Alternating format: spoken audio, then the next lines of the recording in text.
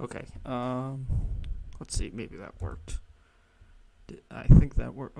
I think we're working at that now.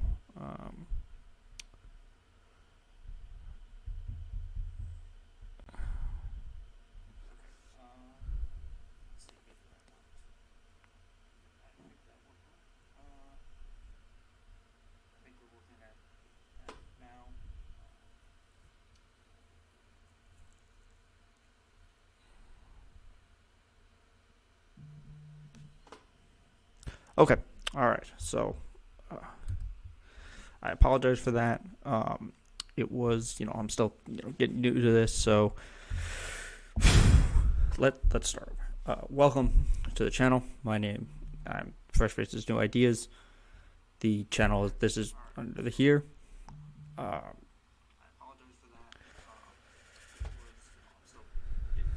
Okay, so the channel is Fresh Faces New Ideas. I'm listening to the auto feedback now. I'm still working on this. If you want to follow me on Twitter, you can do so at Faces Ideas. The Faces is capitalized. The Ideas is capitalized. It's all one word. So it's please like and subscribe. Please follow me on Twitter, and then we can keep growing this channel. Hopefully more people will join. And spread the word. And I'm gonna get better at this. If you know how to do this, or if you have information that'll help me do this, feel free to let me know. And that's just how this is gonna be. So once again, my name is David Bach. I am running Faces Ideas, Fresh Faces New Ideas. Once again, you can follow me on Twitter at Faces Ideas.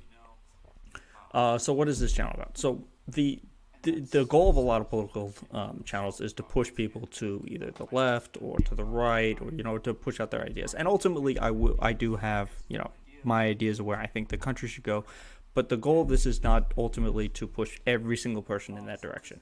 The point of this is to reach out to the largest voting bloc in the country, and that is for people who aren't voting. So in the previous election, we had 150 million people voted, but that's only about half of the country. So the largest voting bloc are usually people who don't vote. So the goal of this is to reach out to these people. So what I'm going to do is I'm ultimately going to cover the big news stories, discuss how I think they impact them, discuss what I think went wrong, what I think is going right, and then from there, I'll reach out to do some videos. I'll do, watching some videos like debunking PragerU, discussing Ben Shapiro videos, discussing other videos, just reaching out into the community, it's just what's going on. At some point, this might become a gaming channel. There might be some games and stuff, but I have to figure out how to do that. But the core goal of this is for political views and to push it from there. Ultimately, as the community grows and we have more chats, we'll get derailed into other conversations and things like that. That's the whole the point of this. But the point is to push people in a specific direction toward the left, but it's also to make sure that people who are in the who in the largest voting bloc, the people who aren't political, they have a good idea. Because a lot of the problem with our country is that you get your media from a whole bunch of sources, and not all those sources are reliable, or they're very slanted. I'm going to be very honest where my bias and my slanting is, but the goal of this is basically to make what's going on in politics as easy to follow as possible. I'm going to be with a lot of facts, with a lot of data, just follow up, the news articles explain what's going wrong, explaining why this media is wrong, why that media is wrong, or maybe they're right. You never know. So that's the ultimate overview. Once again, please like and subscribe on this video, and then please follow me on Twitter. My Twitter is at Faces Ideas. That's one word. Both Faces and Ideas are capitalized. So that's where we're going to start. So the first thing I want to discuss is the biggest issue that let me rephrase. The biggest issue is COVID, but we'll get to COVID in the second segment. So the first thing I want to talk about is the impeachment trial. So as anyone who's aware of what is happening. The impeachment, the second impeachment of Donald Trump for inciting a insurrection at the Capitol on January 6th wrapped up over the weekend. He was acquitted by the Senate. He got 57 votes against, and he got 43 votes to acquit him. The way this works is you need a supermajority in order to acquit him, so they would have needed 66 senators. They ended up getting 7 Republicans voted with the 50 Democrats, and this was the largest bipartisan impeachment in the Senate, just like it was in the House. That's ultimately irrelevant because there's no further consequences to that. So there's a whole lot of stuff that goes into this. One, I think the managers did a really, really good job. They had a whole lot of video evidence. Some of the video evidence we hadn't seen prior to this. They had his old tweets. They had, his video evidence of him saying these things. And, they went by a case-by-case timeline of how this started, who these people were, how they got there, what their goal was. And a lot of this stuff wasn't really known because that's what happened on January 6th is something that's never happened in this country before. It's, it doesn't happen basically in countries like this. We saw something similar happen in Myanmar, and the difference between that and what happened on January 6th was basically the military was involved, and it wasn't a bunch of just crazy people who decided to storm the Capitol because they were told a lie. And that's really the whole thing of this. So the defense's argument was, it's free speech. Other people have said similar things. You can't hold him accountable for this because he said be peaceful. But the overall issue is that's ignoring the bigger problem. So the reason all those people were there is because they've been told for months that their election, this is the thing that everyone talks about, for America's freedom is our elections and we get to choose, was stolen from them. And they were told this over and over again. This came from the president. This came from his allies in the media, like Fox News and OAN and Newsmax. This came from his other allies in Congress, and from people like Ted Cruz, people like Josh Hawley, people like Ron Johnson, who were pushing this big lie. And by telling these people this over and over and over again, they ultimately believed them. And so then the reason January 6th basically happened was because they set up this date as the date that Mike Pence would be the one to stop the steal. That's how they put it. Because he would, by some understanding that they had that nobody else agrees with, he could send all the votes back down to the states. He could decertify them and say, go find the actual votes. But there was none of that was true. So all these people got there riled up, and it wasn't like they just, miraculously showed up. This was, as the House managers showed us, this was planned for months. Donald Trump was very active in this. They helped change the permits, and then they had all all the people there were getting ready for it, and this was helped by websites like Parler and these other and 4chans and 8chans and Reddit, the Donald.win, and things like that, where they were able to cultivate this idea that the election was stolen. Here's all this evidence. But the other problem with a lot of the evidence, with this being stolen, was that they had no proof. And Mike Lindell is still out there going, we have proof of this, and Rudy Giuliani was on, they're arguing, we have all this proof, and Sidney Powell was arguing we have all this proof. But when it came to court, they couldn't prove any of it, and it wasn't just because they couldn't prove it, to Democrat judges or deep state judges. There were Trump appointed judges. There was 60, I think it's 62 court cases, and of those they lost 61 of them. The one case they won was, okay, your people are standing 12 feet away, so now they can stand 6 feet away. It wasn't like any major case. It was like pointless. And the problem with this is they just kept saying these things over and over again. We have this mountain of evidence. I believe one of the terms Sidney Powell used was a fire hose of evidence that we're just going to blast at these cases. And the reason they couldn't put all these cases in this evidence into these court cases is because they were lying. They were just making stuff up, and it wasn't real. So they couldn't do it, because if they did that in court, they would be held in contempt for lying to the court. And from there, like even in some of the court cases when they would say, is this a voter's right? Is this a voter's fraud issue? They would say no, because they just didn't have it. So you have all this going on. You have all these outlets and all the president pushing all these people to this thing, and you had a lot of people who were, violent. There's a lot of extremist groups that were part of this, and part of the problem with this is these extremist groups have kind of generally been ignored. We talk about them, like QAnon and stuff, but the Proud Boys have gotten a little bit more prominent, especially after that debate where they said asked him, Donald Trump, to denounce them, and he said, no, stand back and stand by.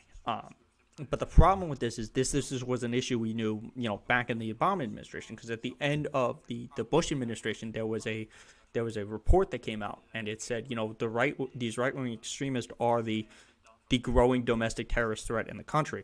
And then when Obama was releasing that information, Fox News and them yelled at him a bunch, and they said, oh, no, we're sorry, that's not actually true. Except then when you look at the data, in 2019, every single domestic terrorist attack that happened in the country was done by a right-wing extremist. Every single one.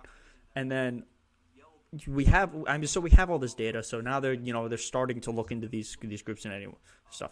So anyway, these groups all started gathering. They clearly had more ulterior motives. They were more violent. People were getting riled up. They were getting angry. And I'm not saying every single person in there was out to cause harm, but there was enough people there who were actively trying to cause harm. We've seen the videos now. The most recent one of I think it's the 3%ers who are, they're moving in with the SWAT gear, moving people. They had a lot of information about, where certain people were. They found James Clyburn said his office was found, and apparently his office is like a closet in like the third floor that's like hidden somewhere. We do know that Ayanna Pressley's panic button was ripped out.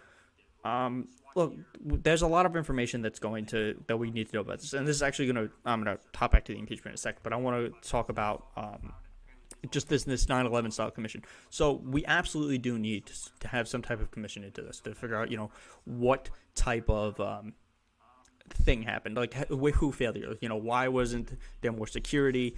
Was the National Guard actually delayed by Donald Trump? Was it delayed by somebody else? Because this is the other argument, is the current Republican argument is that it's now Nancy Pelosi's fault that the National Guard was not there. This was said by Lindsey Graham. This was said by Ron Johnson, that she delayed. And I think the senators sent a letter to her. It might have been either the senators or the House sent a letter to Nancy Pelosi demanding she give them answers about what she knew and when she knew it. And apparently there doesn't seem to be any evidence. In fact, if anything comes out of this, it should be the push to make D.C. a state, because part of the reason that Marion Bowser, who's the mayor of D.C., could not organize the National Guard is because they're not a state. So she doesn't actually have that type of jurisdiction. So if anything, it's a national security threat to not have D.C. be a state.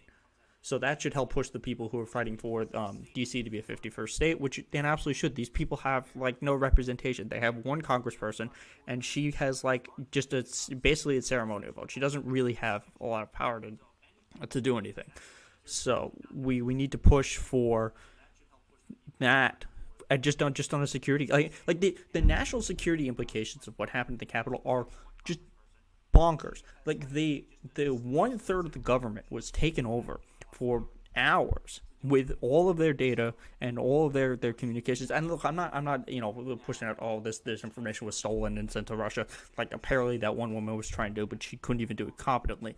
It's not even that. It's any type of person who could have done something like this in the future and has more nefarious ideas, how to upload some spyware, how to, steal the actual files that they're looking for, could actually cause a huge problem to the country because we didn't have access to all this defense. And I'm not talking about the people who were on the Senate floor and they were looking through this stuff, because the information there is probably not secret, and it's probably a little bit more protected for that. But that's on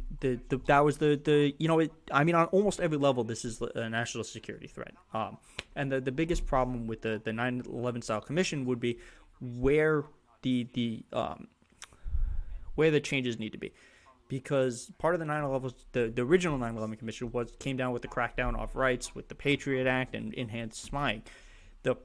So we have to make sure that when we we do find out all the information, the response is not, oh, the government needs to give the CIA and stuff more spying power, because they have more than enough. They can basically look at anybody at all times. And every time they argue about this, the Democrats push this, and they just re-up it every single time, even though, we haven't really needed it in this way. But so getting back to impeachment, the whole point of impeachment was to try to hold Donald Trump accountable. And the reason he needed to be held accountable was because he helped, he did. Look, you can argue, oh, no, he didn't, all these other things. But no, these people came here. They said, fight for Trump. They said, we're here to stop the steal. They were pushing this big lie. That's why every single one of them who in it, they said, our goal was here. You have the two separate ones. You have the people who were there like, oh, I just kind of got caught up in it. There was the people who said, yeah, we're here to stop the certification of the vote, so that we couldn't there. So they're just delaying democracy. And then there were the people who were actively trying to cause harm. We have the people who were chanting, "Hang Mike Pence." Multiple ones of them were looking for Pelosi. We have the guy with the zip ties. They actually built the gallows. So it's very clear that they were looking for danger. And look, a lot of people who were watching this, their first thought was, oh shit, what if they find, Ilhan Omar? What if they find AOC? I mean, these people get like incredible amount of death threats. So the whole point of the impeach was to make sure that Donald Trump, the guy who started this, is held accountable, because you can't allow a president in the end of his term to commit insurrection or basically anything, because if he's breaking the law at the end of his term, and your argument is, well, there's not enough time to impeach him while he's in office, you still have to hold him accountable for these things, because otherwise what you're creating is, as Jamie Raskin put it, is a January exception. And the problem with the January exception is that it allows for people to it allows for people to break the law and then basically resign. So this isn't even just for the presidency. If you did something, as a congressperson, and then you resigned and they say, oh, well, you're not in office anymore, then what's to stop you from breaking the law then and then just running again? So this was about holding people accountable, and they deserve to be held accountable. And so the defense's argument was, one, that this wasn't constitutional, and there's precedent to say that they're wrong. The other argument was, this is free speech. Other people say this, and then if you were watching the trial, there was an 8-minute montage of people just saying fight. That was it, just Democrats saying fight. And apparently, according to the impeachment to the defense, part of the Democratic Party's leadership is also Johnny Depp and Madonna. So that's something that they were arguing as well. But the other thing with this was there was nothing that came from these violences. So the argument is, they said all fight, and then insurrections happened all over the place, but none of this did. I mean, this was actually my biggest argument my biggest arguments against the impeachment managers was they didn't bring up Caesar Sayoc. When they were talking about, people listening to his words and causing violence, he is the perfect example. So who Caesar Sayoc is right before the midterms, the 28 midterms, there was a whole bunch of pipe bombs sent out to different high-level Democrats. It was sent to the Clintons. It was sent to the Obamas. There was like 3 or 4 sent to CNN. It was sent to James Comey. There was these pipe bombs that were sent across the country. And then when they found the guy, it was this guy in Florida who just had this massive truck that was just covered in like all this Trump propaganda and all this stuff. So to me, he is the perfect example of saying when you push things too far, you ultimately get a person who will commit these violence. You're dealing with some people who just they're just not attached to reality, and that was in 2018. So now we have this whole QAnon thing, and people have gone further down this rabbit hole, so that we know that they're just a little bit more prone to violence. So when the House when the defense team argued, hey, look, this is just normal political speech, the counter argument is very clear: is that no violence came from these speeches. They had like I think it was like a total of a minute of their like 8 minute thing was just Elizabeth Warren say the word fight, but it was her on the campaign trail, and it was her literally arguing about her policies. We have to fight for healthcare, you have to fight for universal childcare, or whatever else she was arguing at that particular moment. And a lot of it was, and even some of it was just like ridiculous. The other thing is, some of their arguments didn't even make sense for the videos. They had a video of Bernie in there, and he was like, we have to fight politically. I was like, well, yeah, that's what their whole argument was you have to fight politically, not like actual fight. So just using the word fight was not what people were arguing about. It was about, the overall thing that he was producing. It was the months of lies and all of that time that he was using to, rile people up and make them angrier and things like that. So that was the argument. And then the other big issue with the House managers was their decision to not call witnesses. So they originally were going to call witnesses, and they did actually offer for Donald Trump. They said, you know what, you need to come and testify, and he said no. And then they're like, oh, well, you should subpoena him. The problem with that is, if they subpoenaed him, it would then take months to get through the court, and then ultimately the Supreme Court is is overall controlled by Republicans, so it is very likely that they would strike down that subpoena. And this is something we saw as we go along through our the history of our country and stuff. We have to be more aware, because a lot of what happened with oversight during the Trump presidency was that they would ask him to show documents, or they would ask like cabinet members or stuff to show documents for things, and they would just say no, and then they would just ignore the subpoenas, and then there would be no counter arguments to that. They would just get away with just not showing information to people.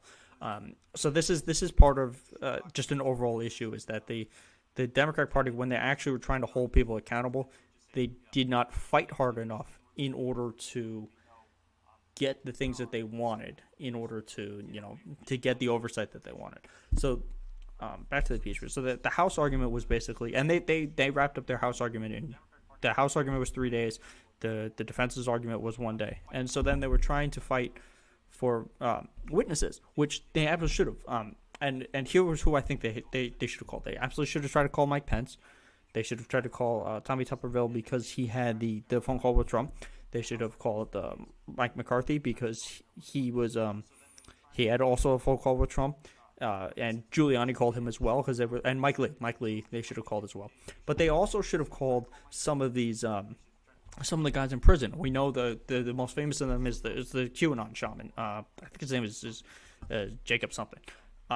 He was, he was like the biggest Trump supporter, and he we have him on camera saying, Trump said go home, so we're going home, and he said, yeah, I'm willing to testify. And you have these people, because a lot of their argument in court is the president told me to do this. We have the woman who flew the private jet. You have her. They show this in the interview.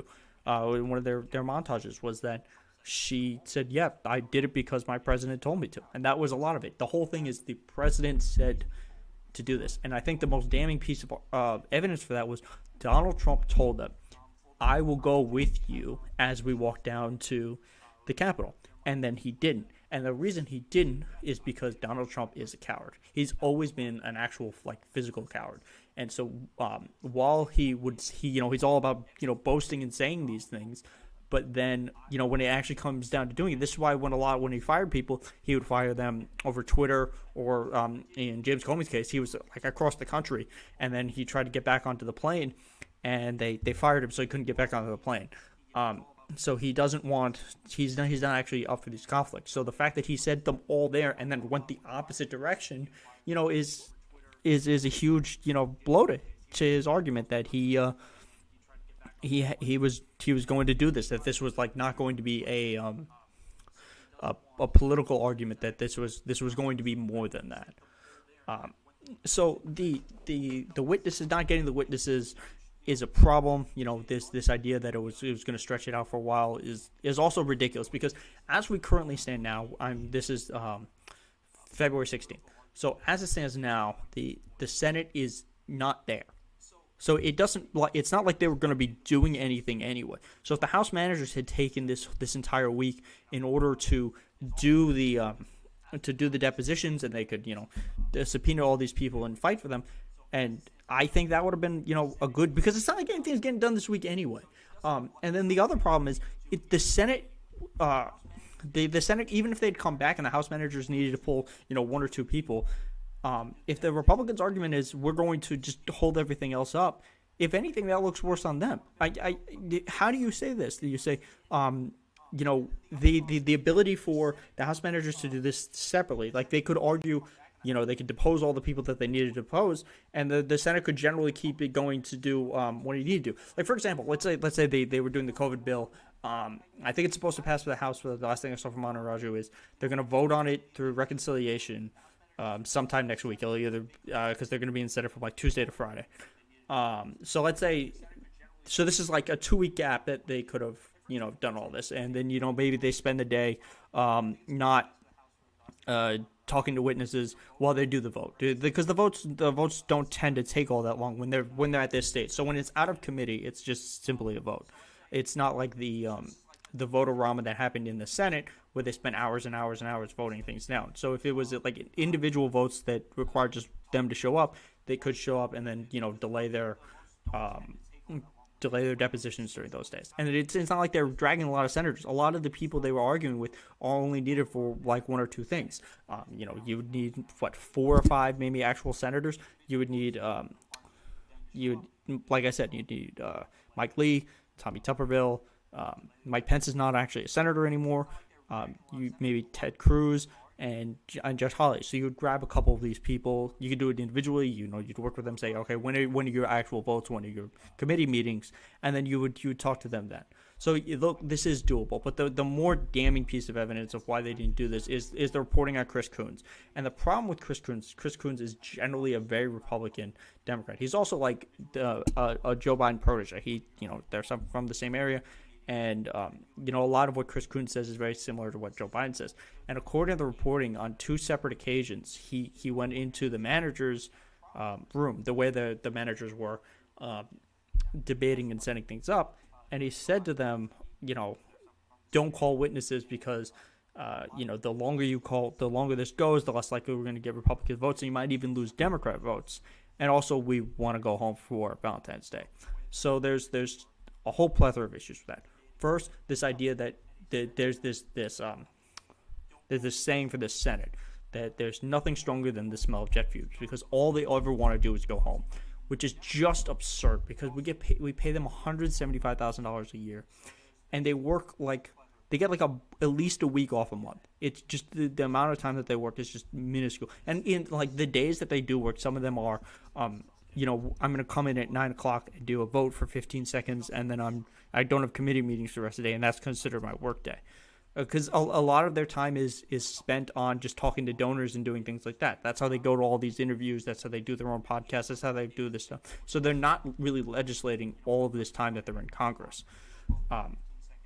So the fact that he's like, okay, well, we want to go home for Valentine's Day is just absurd, because your job is just to hold the country accountable. And the other thing is, whatever Republicans you would lose because you had to delay, you probably weren't going to get those Republicans anyway.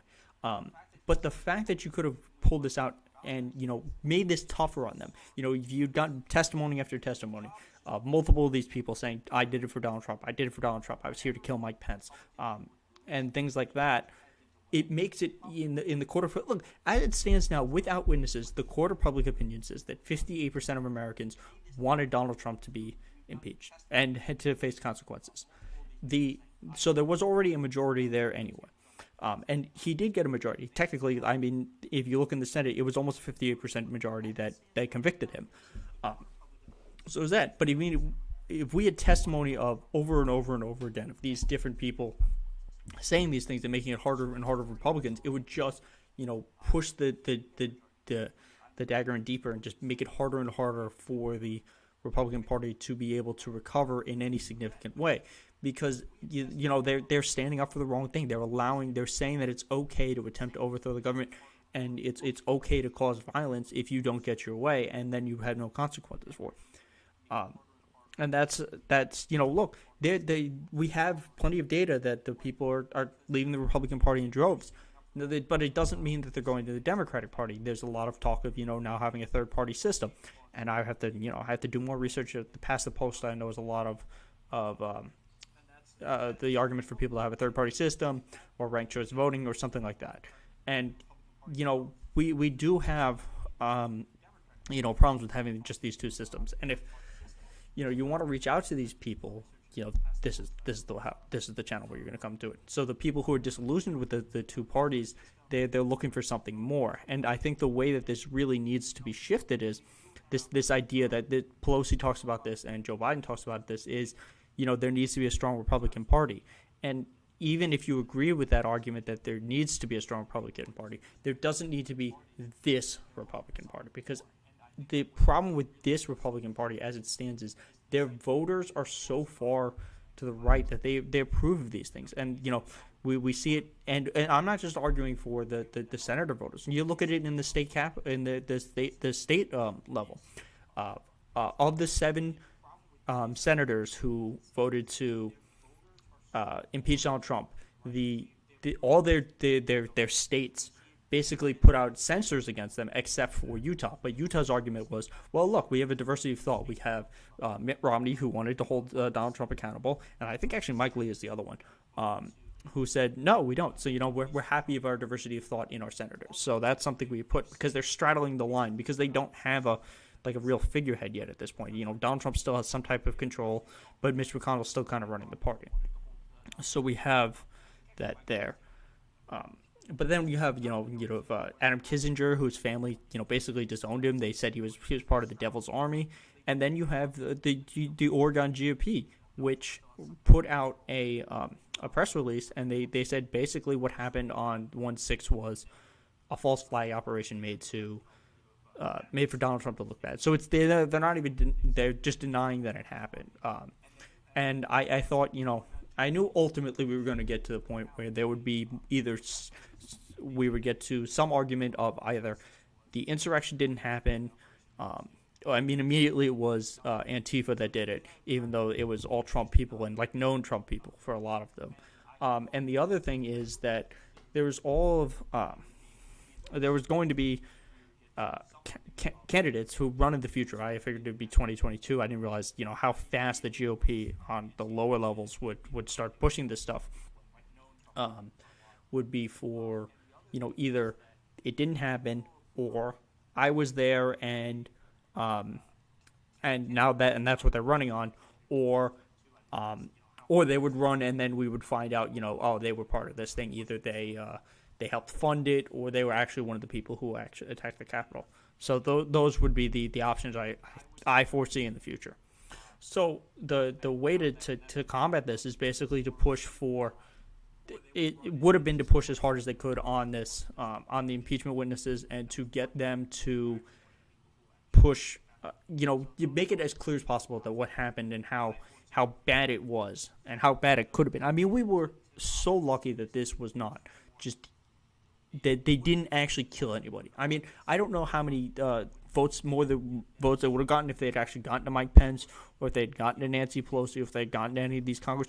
I mean, we saw in the video how close Mitt Romney got to them, and we know how close Chuck Schumer got to them, and we know how close the other leadership got to them, and we saw how close Mike Pence got to them. So it's not so if there was that. So we have to see, how far these groups would go. And I don't know how much of that would have changed, because they know how close a lot of them came. A lot of them, Lindsey Graham is the perfect example of this. Right after this happened, he said, you know what, Joe Biden is president. I'm done playing with this. We're done here. And then, 2 weeks later, he's going down to Donald. He didn't go. He's going down to Mar-a-Lago soon, but he's on Fox News now saying Laura Trump is the future of our party. He was out there right when impeachment started, saying, "Look, there aren't enough votes. This case is dead on arrival." He wasn't as bad as Ted Cruz and Mike Lee going down into the to work with the defense to help them, and he wasn't as arrogant about it as Josh Hawley, who was sitting up, according to reports, he was sitting up above. So the Senate is split. He was sitting up in the gallery with his feet up, basically reading something else, and he wasn't Rand Paul, who was basically just the biggest ass in Congress. So he was there pushing, just nonsense. So uh, ultimately, what did we learn from the impeachment? We learned that we cannot get 10 Republicans to agree with Democrats. It's just not going to happen. And this is not even, we're not even arguing about like tax cuts or COVID or anything. They decided you could not get 10 Republicans to decide that invading the Capitol is bad and that the person who incited it should be held accountable. That's what they said. And look, it's obviously more than them thought that, because we know for a fact that right after they voted to acquit, Mitch McConnell came out and said, yep, this is totally Donald Trump's fault, 100%. He did this. He caused this. He is the reason that this happened. So that's the issue there with, Donald Trump is, I said he was guilty because he is. That was Mitch McConnell. The problem with that is his then argument was, I can't impeach him because he's not in office anymore. But the reason he's not in office is because when they tried to give the House managers tried to give the Senate the impeachment, like the articles, Mitch McConnell said, yeah, I'm not going to accept them. I'm just going to sit on them. So there was no way for them. He made it so it was impossible for Donald Trump to be held accountable while he was in office.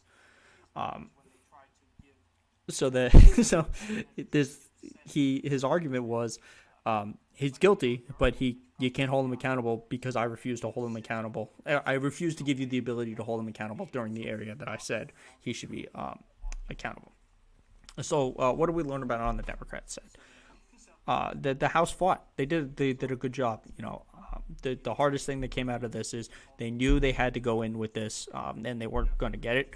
And the goal was basically to make it as blatantly obvious as possible that he was responsible for this, that these people did it on his command, that they chose to do it this way. And I think they did a relatively good job. I think they could have done a better job. I think the biggest issue ultimately coming out of this is this idea that they stop. They don't keep up the pressure. Every time you hear one of these Republicans talk about law and order, point to the ones that voted against this and say, look, you clearly didn't want the law and order to hold these people accountable. You can hold the actual rioters accountable, but you have to go after the people who responded, because there is no other scenario where this happens under a different group and the people responsible don't do it. Because look, 9/11 happened. Osama bin Laden was not part of 9/11, but we held him responsible for that. Charles Manson is not part of any of the murders that his followers committed, but he's responsible for that. It's that type of thought. So look, this is different than the first impeachment, but this is something you can really tie them to. You tie you tie all the ones who voted to acquit him. You tie them, whether they're in the House or whether they're in the Senate. You tie them to saying, look, this happened, people died, and because they're going to come out with at some point there's a Blue Lives Matter, respect police and stuff. They were beating the police officers with flags. With the American flag. There was the one officer who was saying they were going to try to shoot him with his own gun. Look, we all know this was unacceptable. The problem is how accountable is he going to be? And the good news is it appears that some civil cases will come against him.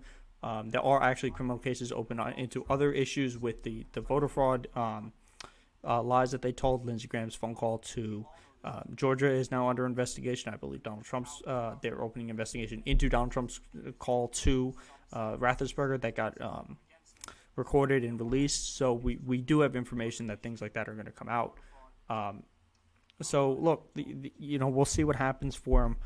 But the problem really is that the people who are at the base of their party generally believe that this was okay. If there was polling out today, who should be the standard bearer for the party in 2024, and it was Donald Trump by a very large margin. So they have to figure out how to push through to the people who are in this bubble, because look, everyone's in their own little bubble. The people who truly live in these Republican bubbles, like if you were watching Fox News during the impeachment, during the House managers when they were showing the videos, especially during Eric Swalwell, they cut him. They cut away from the impeachment to cover the five, and what they were talking about was Mark Cuban and the Mavericks not playing the national anthem instead of covering the impeachment. So we have all of that going there. So so you have to start pushing and making sure that the information is actually done correctly. And the way you do that is you hold the people who are doing misinformation accountable. And look, a lot of it is already happening. We know Lou Dobbs got canceled because there was this massive lawsuit against Fox News from I think it's Smartmatic, one of or Dominion, one of the voting machines, because they were lying about this.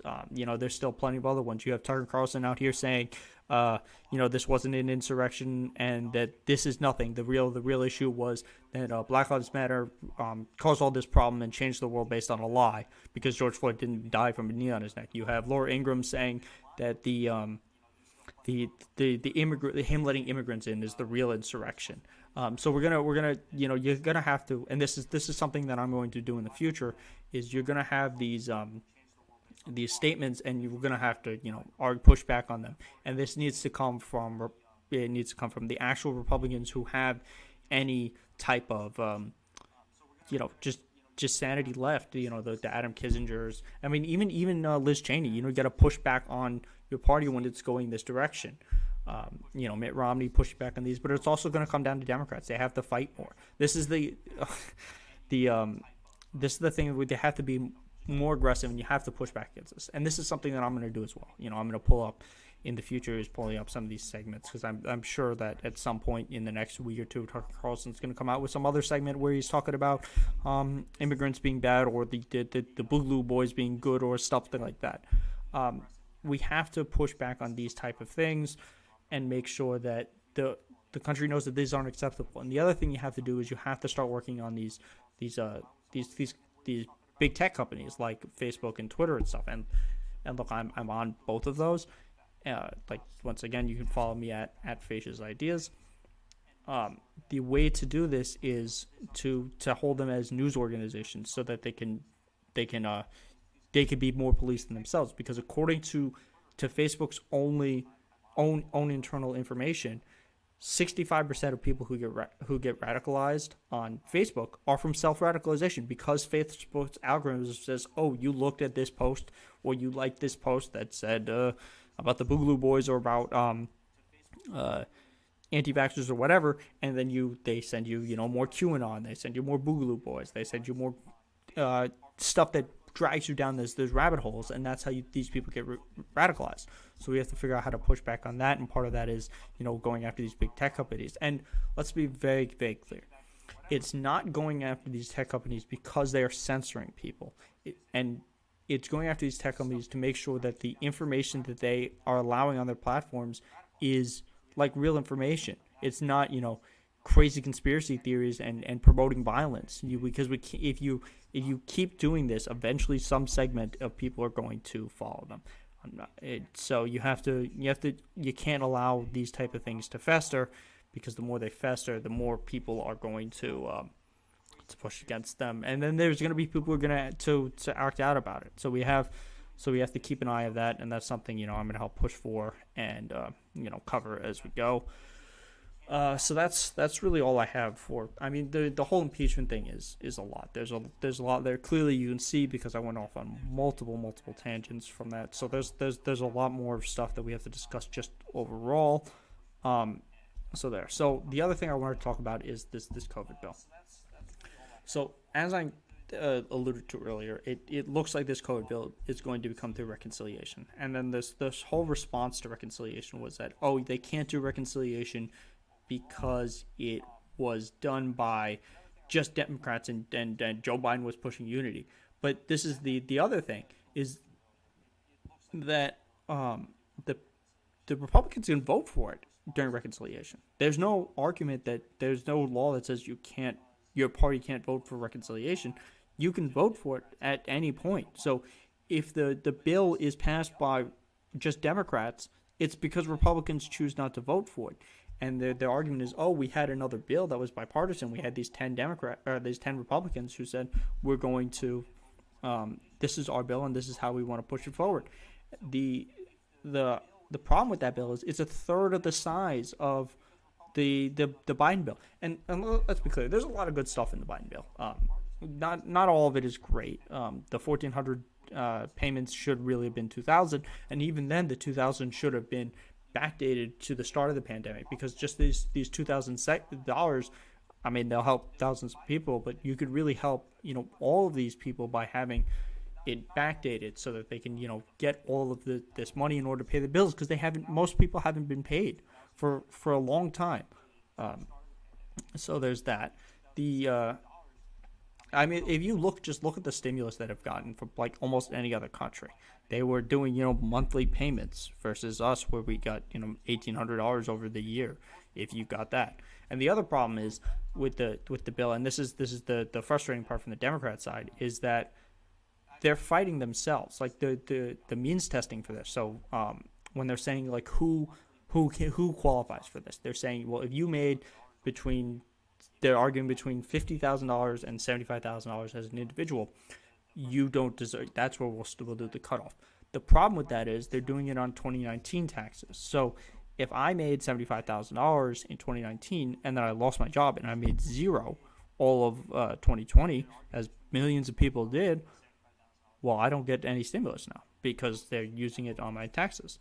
The easiest way, if their argument is, and this is not a good argument, and it doesn't make sense because they're basically fighting amongst themselves, is that you have you send it out. You just don't means test it, and then or you have like whatever the parameters are. You say, if you hit, $200,000 a year or $150,000, whatever the actual parameters for it were, you don't get this money. And then in order to make sure that the people who because as we know, the first stimulus, lots of people who didn't deserve the money or didn't need the money ended up getting it.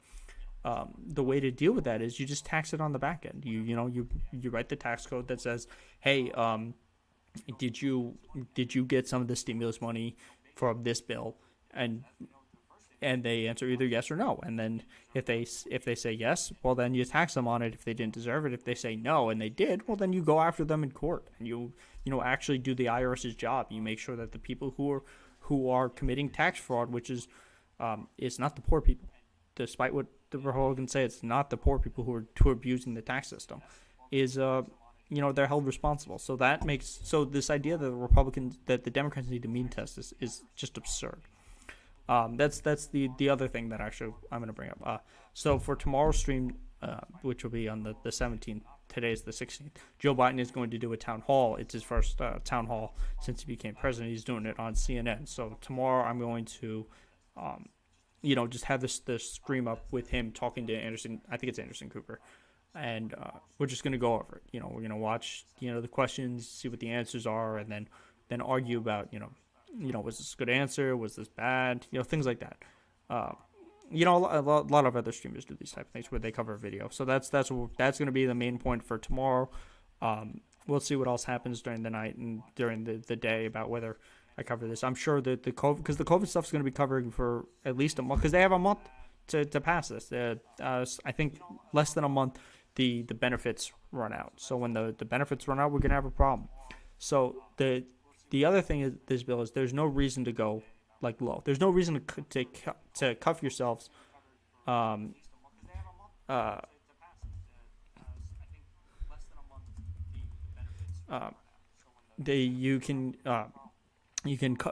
no reason to cuff themselves to a smaller number. You have to go as big as possible, because the problem with this is if you go too small, and this is what a lot of what we learned in 2008 and what we learned.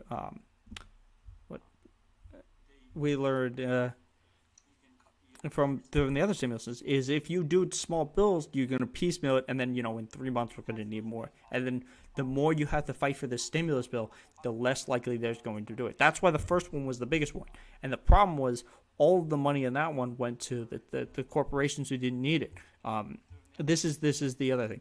Under the Trump administration, from the start to the end, we saw the largest transfer of wealth in human history.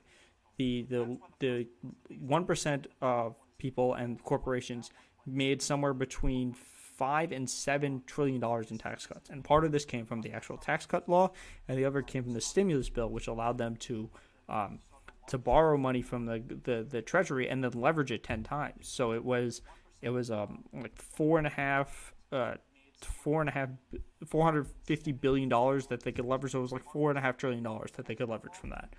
And that wasn't really true. Look, we know trickle down doesn't work. There's been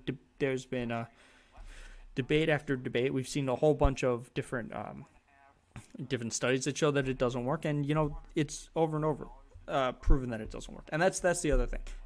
The other fight in this is for the $15 minimum wage. Now, the people who they're fighting against are, once again, it's Democrats they have to fight because this can be done through reconciliation.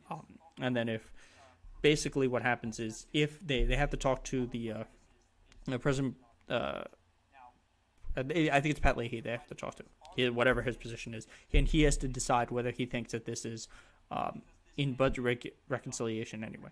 But the problem there's two things with that. One, Kamala Harris decides ultimately whether that is accurate or not. And two, what he's saying is not binding. It's actually just an opinion. So him saying, I don't think that minimum wage somehow affects the economy. Kamala Harris can say, okay, that's your opinion. We're still going to do it anyway. So we're looking at that. The other thing is the people look, Joe Manchin, Kristen Sinema, they're adamant about holding down minimum wage. Minimum wage hasn't gone up in over a decade. I think 2009 was the last time it raised. This idea that they're gonna lose all these jobs is just not true. So the problem. So here's how I look at this. If it ultimately comes down to one or two votes, I don't think Joe Manchin's not going to be the one to sink this. He just isn't. He's not in them. I don't know about Kristen Sinema. I really hope that she's better than somebody who decides, okay, I'm going to sink this bill. So they should be pushing for this, and they should be doing it wrong, right? And this argument that Joe Manchin's making is always $11 in West Virginia. Be like, okay, Joe, do you want us to just make it $11 for West Virginia and then $15 for what else? It doesn't make sense. And look, even $15 isn't enough for some of these states. It's not enough for California or for New York. But it might be enough for West Virginia. The problem is the point of minimum wage is to have a baseline for people to argue for, so that the unions can push for better wages then. So when you start, because right now it costs us so much more money to fund all of these businesses who pay their employees starvation wages, because if you're working 3 jobs or you're working full time for 2 jobs and you still have to be on food stamps, we're now paying you're paying now for your actual bills, and now you're paying for yourself to be on food stamps, and then it costs other people more on food stamps. So, and this other idea that everything's going to cost infinitely more because we raised the minimum wage just isn't true, because we have 30 states that have raised the minimum wage, and their McDonald's isn't $50 or whatever the argument is, and it's done in other countries. They have a higher minimum wage. They have. And their Big Macs went up 38 cents. And the other argument against this is the CBO report that says we're going to lose 1.4 million jobs if we raise the minimum wage. The problem with that is a lot. There's a lot wrong with this study.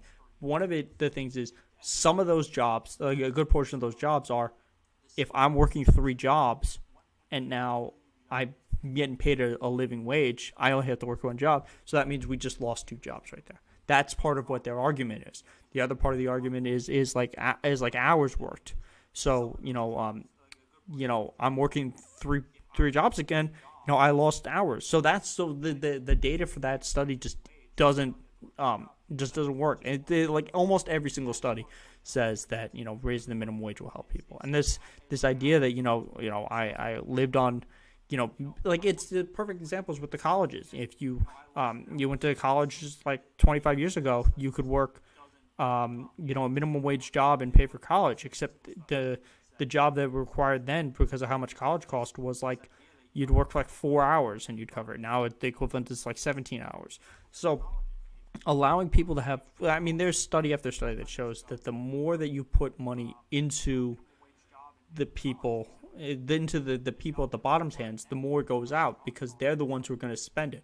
And that over and over again, we're proven that if you put money into the people at the top, they're not going to create businesses, or some of them might, but they sit on it or they invest in the stock market. And I don't think anything is proven that the stock market is less attached to reality than the COVID pandemic. The stock market's at an all-time high, and we're in like Great Depression era unemployment and starvation. And this other thing goes into the fact that like before the pandemic, 40% of people couldn't afford a $400 surprise shock. So the fact that that's where we were before then, and now we've been way worse for the past like almost year and a half, is just, it doesn't make any sense to not push for more things. So in conclusion to this first one, the impeachment was, it was hard to watch. For the defense was really bad, and you knew he was going to get off. And I think the House managers did a relatively good job,